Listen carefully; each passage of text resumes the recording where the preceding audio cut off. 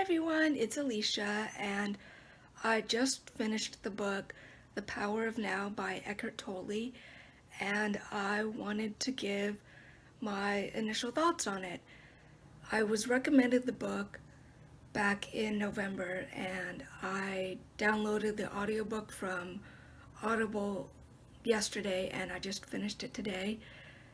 So there are some things that I really liked about the book, and some things that I disagreed with, or I didn't really, that sort of left a bad taste in my mouth.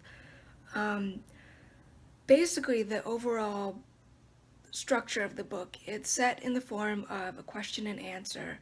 So, questions that the reader or that people who have written to Eckhart have asked him, and then his responses. And basically, what the philosophy of the book boils down to is that we have two levels of thinking, or what Eckhart calls the conscious and the unconscious. He doesn't use the word mind because mind actually is a pretty negative word in the book, but he basically says that we all have two forms of two levels of perception, the conscious and the unconscious. The unconscious is made up of the everyday thoughts, the background noise, if you will, of what you think every day, the inner monologues and conversations that you have with yourself in your head about your day or stuff that happened in the past or stuff that you want to have happen in the future. It's basically your interior drama, as he calls it, your interior conversation or talking to yourself. It's everything that makes up your personality, who you feel you are as an individual, how you identify culturally, religiously, or non-religiously, nationally, basically every label that you can think of in on this earth. That is what makes up the unconscious. The unconscious is everything that's not a part of that. So your essence, that who I am is not me as a personality, as who I think I am in this physical body. It's an essence or a part of the greater essence that is what some call God or spirit, or however you interpret the divine based on your religious tradition. And what Eckhart says is the key to not even happiness but inner peace is to find a way to shut off the conscious mind, to realize I am not my thoughts, my inner monologue. I am not the various emotions that rise up. Those are just reactions to outer stimuli or inner stimuli or the ego. I'm not my physical body. I'm not various illnesses. I'm not situations that happen to me. I am the conscious plane of thought. I am that little piece of me, that essence that is the divine, that is now temporarily housed in this body and who I am at this moment in this lifetime. And how you do that is you embrace the now. You disregard any idea of past and future. Those don't exist. Those are either memories of your past, is memories of things that happened, and the future is you projecting what you want to happen or what you think will happen. The past, when it was happening, didn't happen in the past. It was the present at the time that it was unfolding. Same thing with the future. The future won't happen in the future. It will be now when it's happening. So therefore, really, all we have is the present moment. So therefore, this current present moment, right now, this moment right now, is all you have. And so therefore, that's all that you can affect right now, because all you have is now. You don't have an hour, you don't have a day, a year, a week. Every moment is literally right now. Just right now, the current, the present. That's all that you're living in. One of the questions that he asks in the book is, have you ever lived a moment in your life that wasn't right now?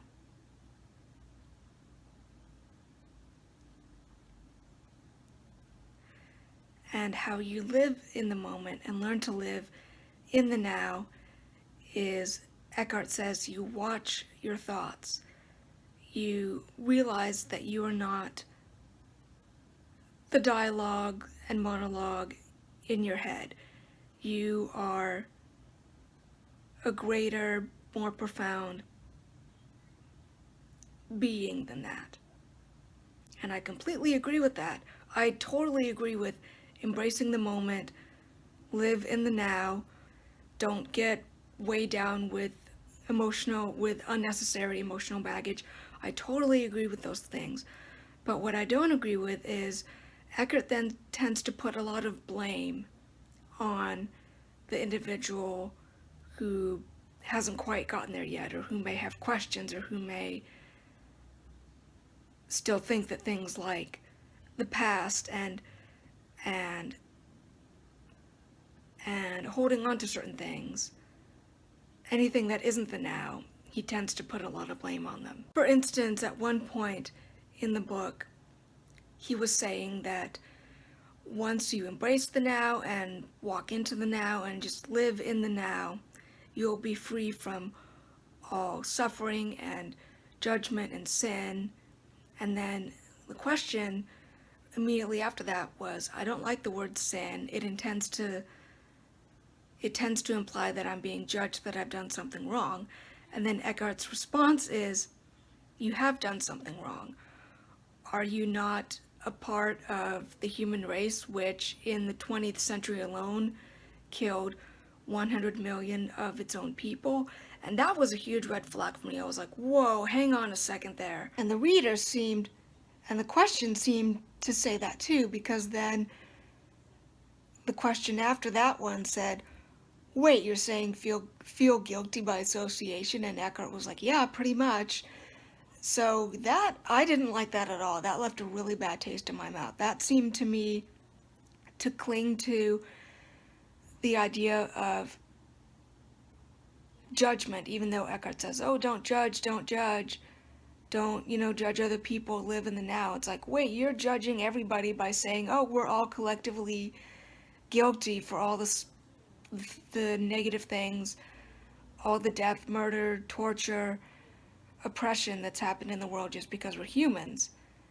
And he also refers a lot to the fall of mankind, that mankind fell from an original state of grace and then woke up unaware of being in the now and clinging to the past and future and living in linear time and all that. And I've always disagreed with that. Even before I identified as pagan, I grew up as Christian, and I always disagreed with the idea of mankind fell, mankind is corrupt, evil, that the story of the exile from Eden was about mankind made a mistake and has to be punished therefore, even though the children of Adam and Eve did nothing wrong, but they're guilty by association. I never agreed with that. That always seemed completely antithetical to the idea of an all-loving God or a divine being or supreme being that is simply manifesting itself in various creations through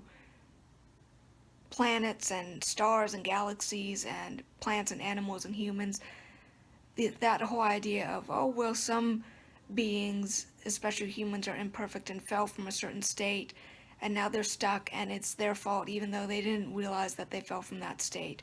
Now they're stuck in that state, and if they don't get out of it, that's their fault, and they're just sheeple and all that. That didn't sit well with me at all. And to be fair to Eckhart, he does reference Jesus' teachings of enlightenment and the Buddhas and Zen philosophy and all that, and all those are great.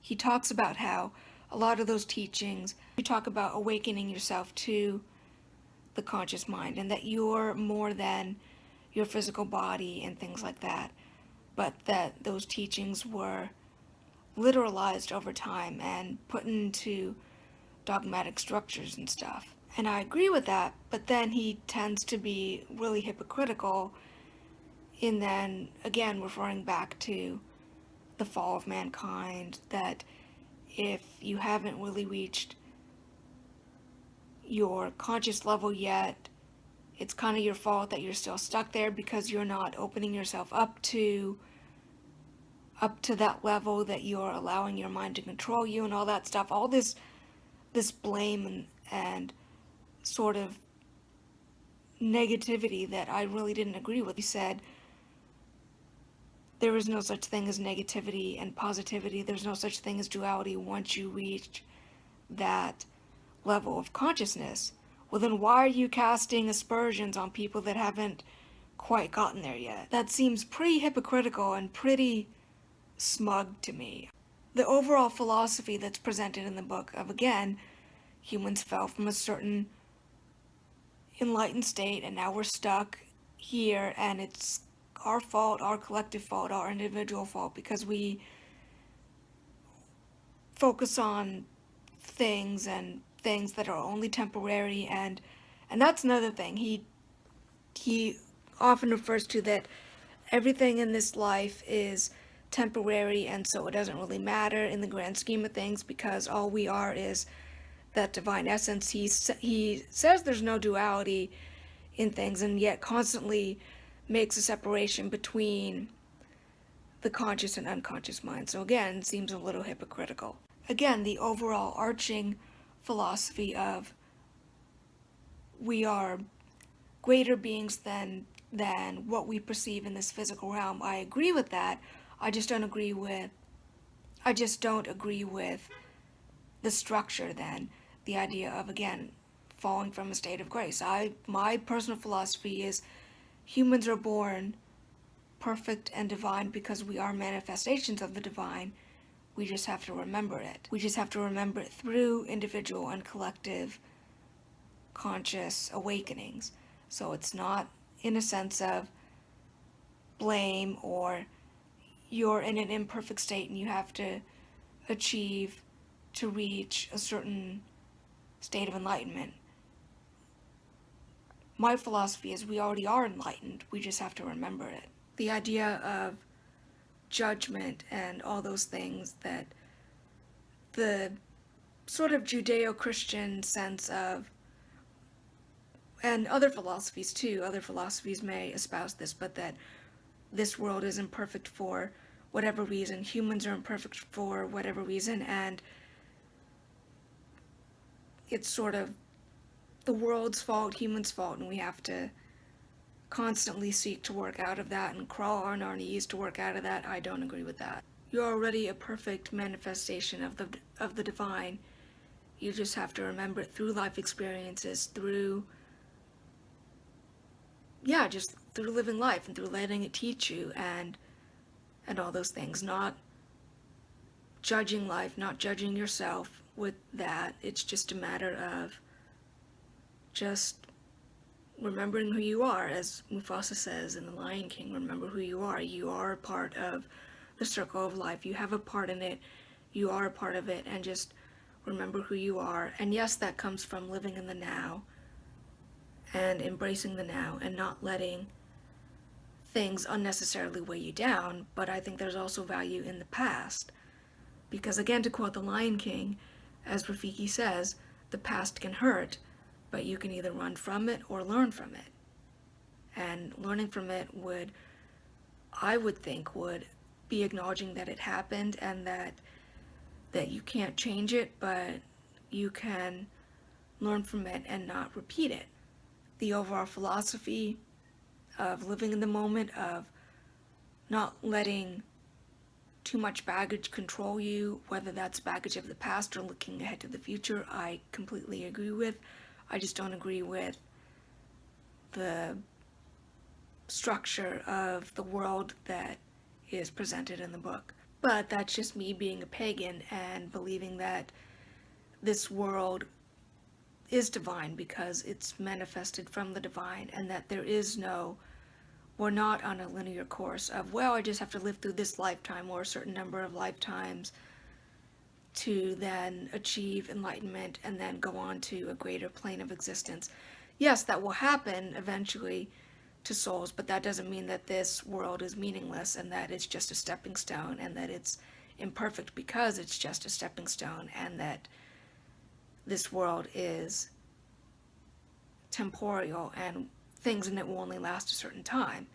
You can find beauty in the world in things that are fleeting, knowing that they're fleeting, knowing that they won't last, but not dismissing them simply because they'll one day wither and die. And even then, nothing really dies, because the cycle of seasons repeat over and over again, and things are reborn. And so in that sense, I think that, again, while there are greater planes and realms of existence that souls and spirits eventually go to as they become enlightened, that those are a part of this world too, and this universe. Like modern string theory and the idea of multiple universes presents that everything is connected, even though we may not see the whole big picture yet. So the same goes with souls and with this earth, that you shouldn't think, oh, great, I'm another incarnation on this earth. Once I get through this, maybe I'll go on to a better life or better plane of existence. The world and you, as it is and as you are right now, is divine and is already, in truth, in the great scheme of things, is already enlightened. You just have to remember it. So live in the now, like Eckhart says, but my advice would be don't ascribe to that philosophy of mankind fell and because we fell from whatever it is that we fell from, now we're stuck in unconsciousness, and if we don't get out of that, then that was our own doing, our own faults or flaws, or we weren't awake enough yet, or what have you. So live in the now, but realize that the now is also a temporary part of life, because the now one day will be past.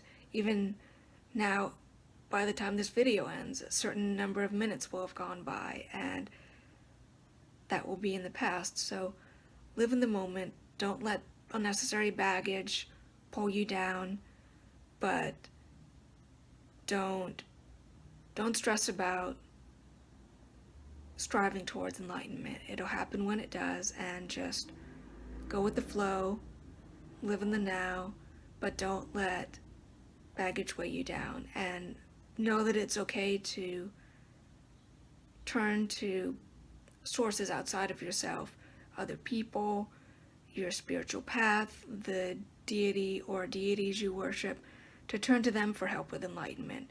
Because another thing that Eckhart says is all you have is you, meaning the essence of you, that higher you, and I don't really necessarily agree with that either. I think that if everything is a part of the divine, if everything's a manifestation of the divine, then of course you could turn to other things to help you along your journey, but don't become dependent on them.